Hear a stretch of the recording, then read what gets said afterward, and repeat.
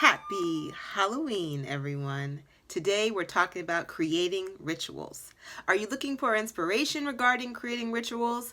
Have you gotten to a point where you want some kind of rules or structure or something like that, but nothing too restricting? Well, you arrived at the perfect video for that.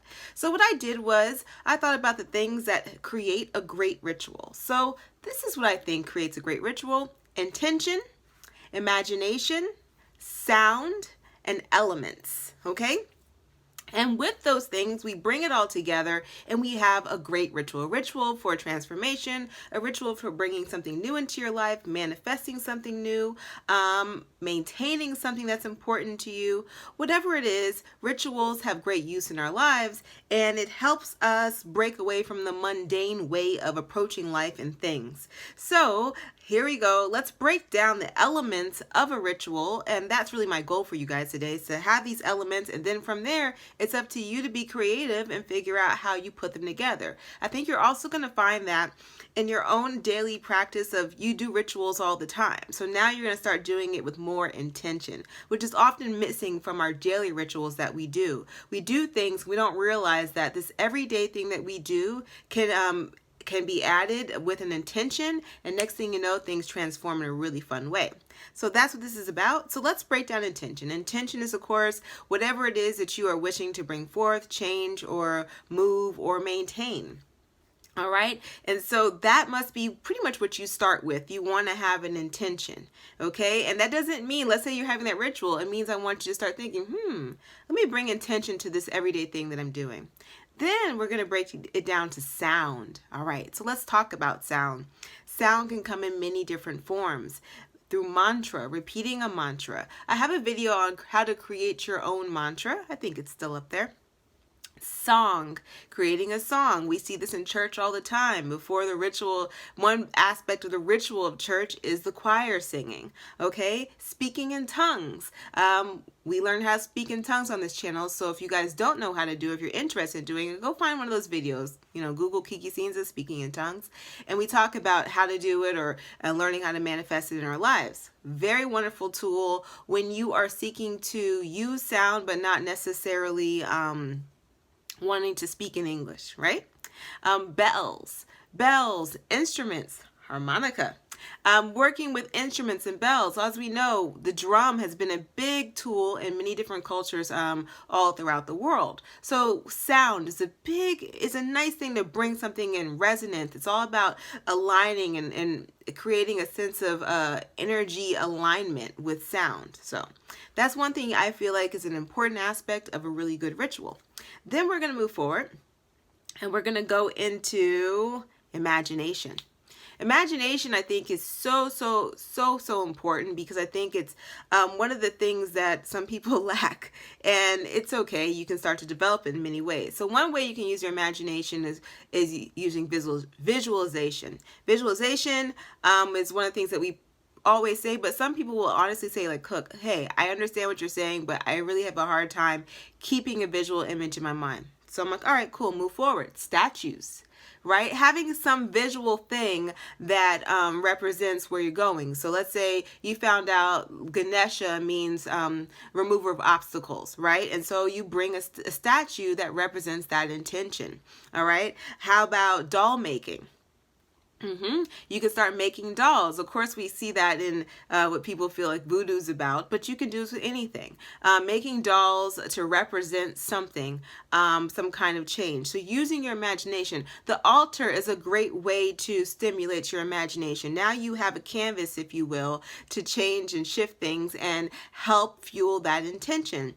And I should also say painting, a canvas, drawing. For all you artists out there, really see what happens with that. I like the idea of if I have a vision or something and I find that it's pushing me forward in the way that I want to go, that's aligned with my intention, it's nice to bring that out in an image.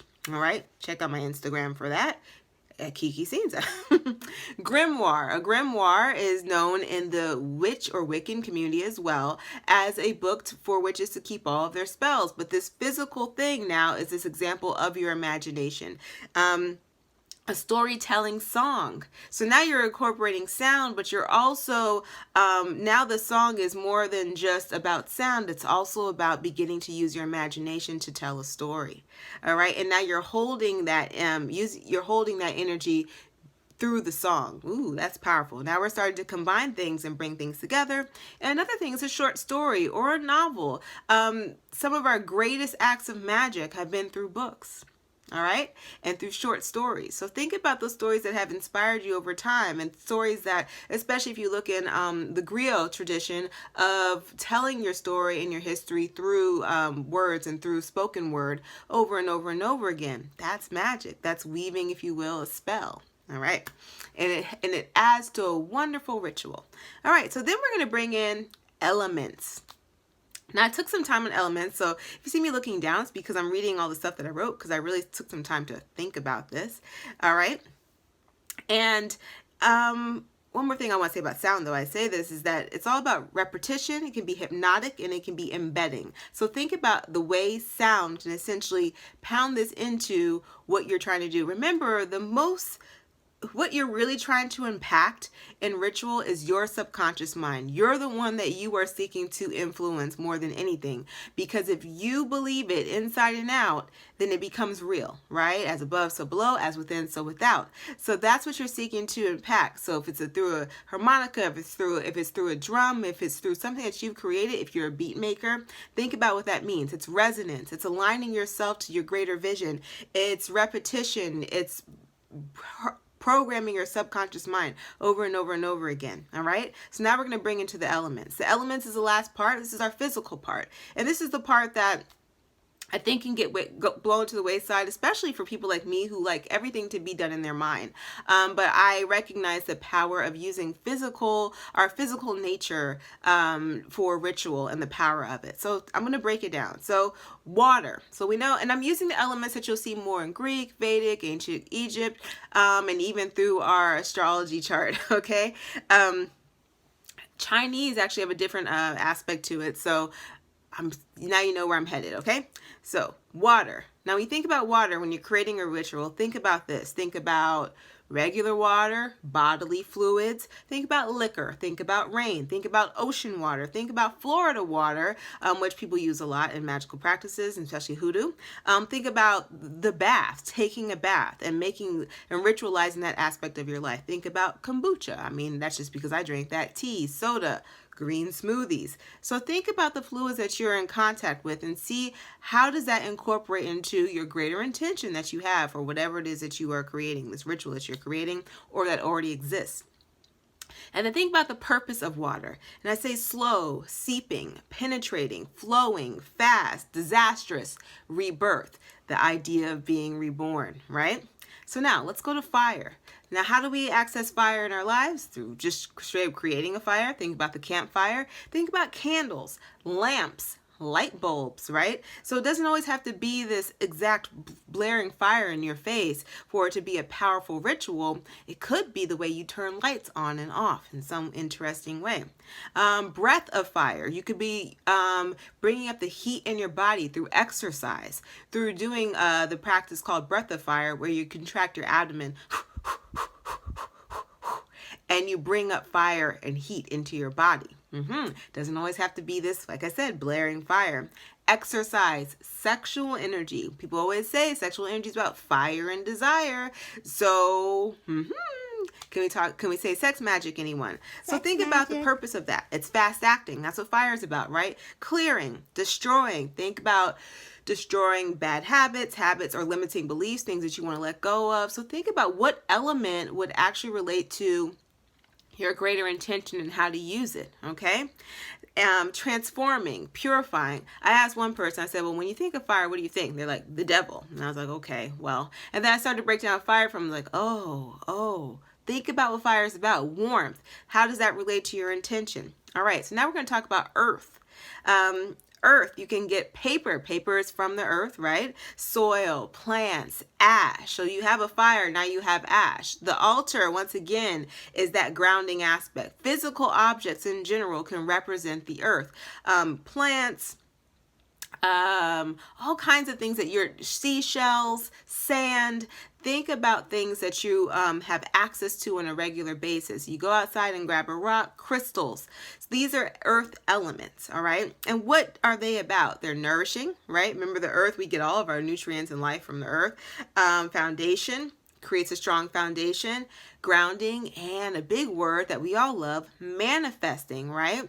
The earth has a sense to manifest something. So let's say you're trying to bring something forth, an idea, something that you want to see in your physical life, and it might be physical. It'd behoove you to use a physical representation like the earth to bring it forth, like the earth is birthing something new. Even something like soil on your altar could be a wonderful representation of you bringing something new.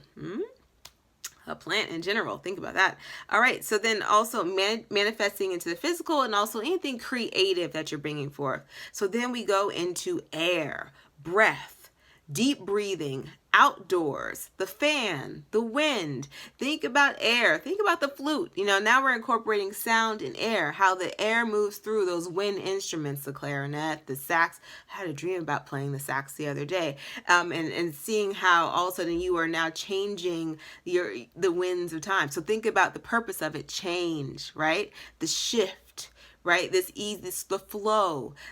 Air has an element, a natural way of being. So if you're trying to flow into something easy, if you're trying to shift into something, if you want it to be fast, if you want to be slow, think about the way you can use air elements to bring that about in your rituals. When you're breathing and you're exercising is a beautiful use for ritual, just so you know, because you're using so many different elements. You're bringing up the heat in your body.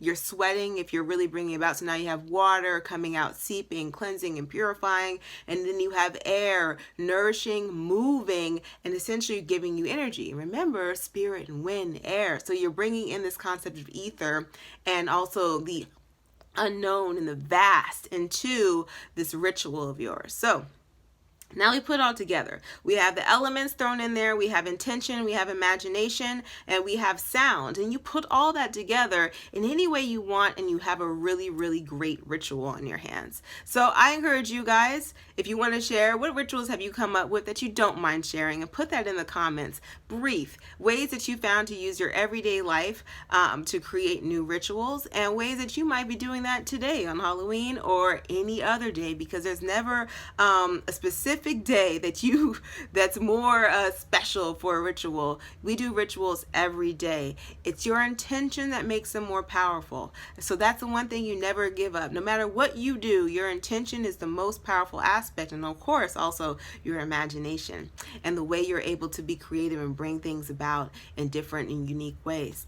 All right, so I hope you guys appreciate this video. If you do, of course, give it a thumbs up. If you're a new subscriber, thank you for being here. If you haven't subscribed, come on, subscribe. I really appreciate your support. It helps me make videos like this, and it gives me that inspiration to keep on doing this. So that's it. Hallelujah. Hala Magic, Io, Vunya, and I will see you next video. All right, bye.